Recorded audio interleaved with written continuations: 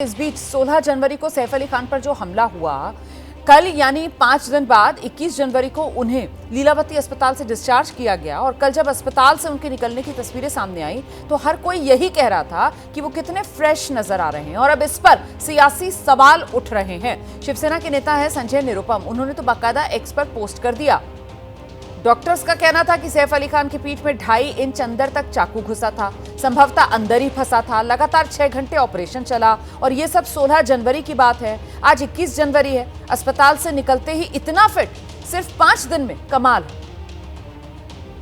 सीधे आपको लेकर चलेंगे। हमारे साथ इस वक्त फोन लाइन पर संजय निरुपम जी खुद मौजूद है। संजय निरुपम जी, हैरानी हो रही थी आपको कल सैफ अली खान के डिस्चार्ज के वक्त की तस्वीरें देखकर?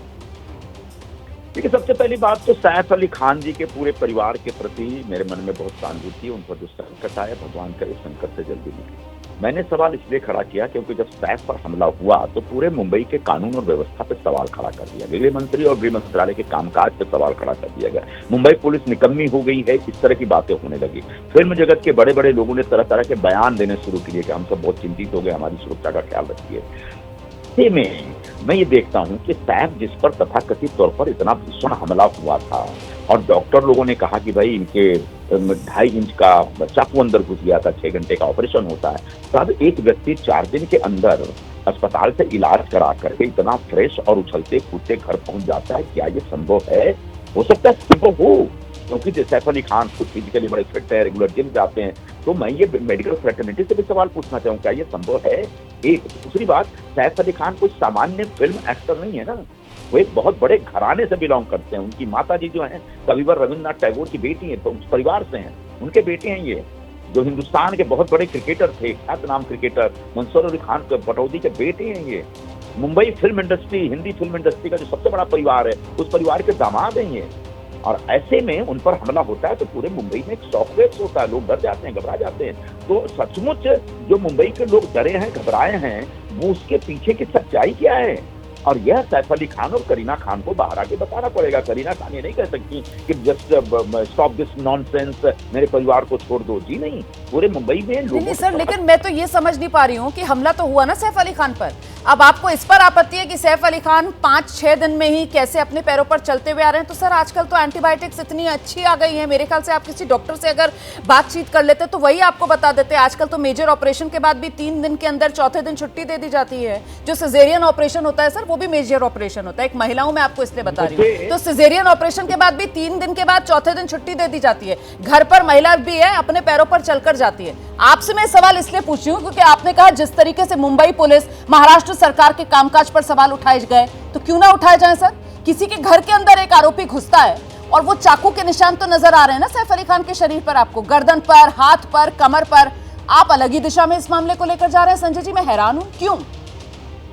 मुझे मुझे मुझे किसी परिवार के मामले में नहीं दखल देना है, एक। और दूसरा, मैं कोई आपत्ति दर्ज नहीं कर रहा हूं, मैं कुछ सवाल खड़े कर रहा हूं।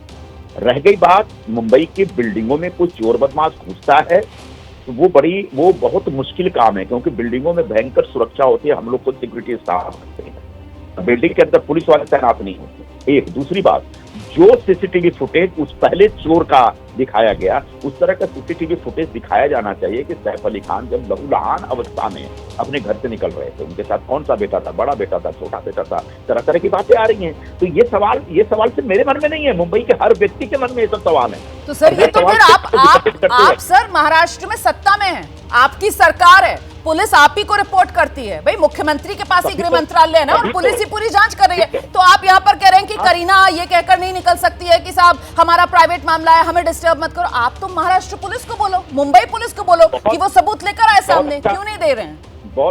बहुत अच्छा सवाल किया आपने। मैं फिर कह रहा हूँ हाँ। कि करीना खान ये कह के नहीं निकल सकती कि मेरा प्राइवेट मामला है। उस घटना ने पूरे मुंबई के लोगों को डरा दिया। नहीं सर, लेकिन आप भी सिर्फ करीना को कटघरे में कैसे खड़े कर सकते हैं कि साहब करीना आए सामने और वो बयान दे, वो ये नहीं कहकर निकल सकती मेरा प्राइवेट मामला है। मैं तो ये पूछ रही हूँ सर कि वो टैक्स पेयर के पैसे से जिनको सैलरी दी जाती है मुंबई पुलिस, वो सामने आकर संजय निरुपम के सवालों का जवाब क्यों नहीं देती है? मतलब संजय निरुपम जो सवाल खड़े कर रहे हैं इस वक्त, मुझे ऐसा लग रहा है वो सैफ परिवार पर, करीना कपूर पर नहीं, वो मुंबई पुलिस पर आप सवाल खड़े कर रहे हैं। तो मुंबई पुलिस को सामने आना चाहिए सर। हाँ ठीक है, मैं मुंबई पुलिस से भी पूछ रहा हूँ, मुंबई पुलिस से भी पूछ रहा है कि भाई आप खुलासा करिए कि सच।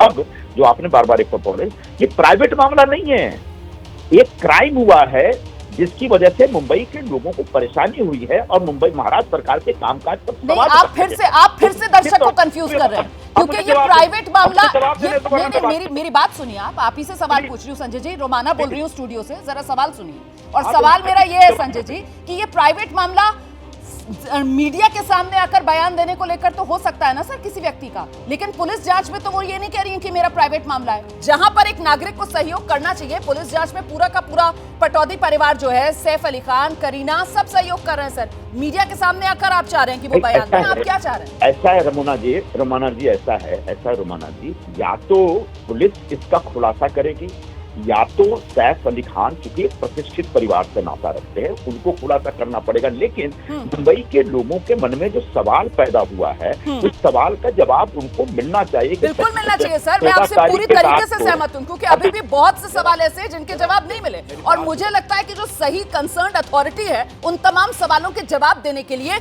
वो सर मुंबई पुलिस है, वो सर महाराष्ट्र सरकार है। तो बेहतर यही है कि हम सब नागरिक जो हैं वो मुंबई पुलिस और महाराष्ट्र सरकार से सवाल पूछें। जो पीड़ित परिवार है सर, उसको शक के घेरे में खड़ा ना करें, क्योंकि वो पीड़ित परिवार पुलिस का पूरा सहयोग कर रहा है जांच में, इतना तो हम सब जानते हैं। हाँ, मीडिया के सामने आकर हम क्यों चाहते हैं कि वो पूरी की पूरी कहानी सुनाए, ये मैं समझ नहीं पा रही हूँ। बहुत धन्यवाद संजय जी एबीपी न्यूज पर अपनी बात रखने के लिए सर।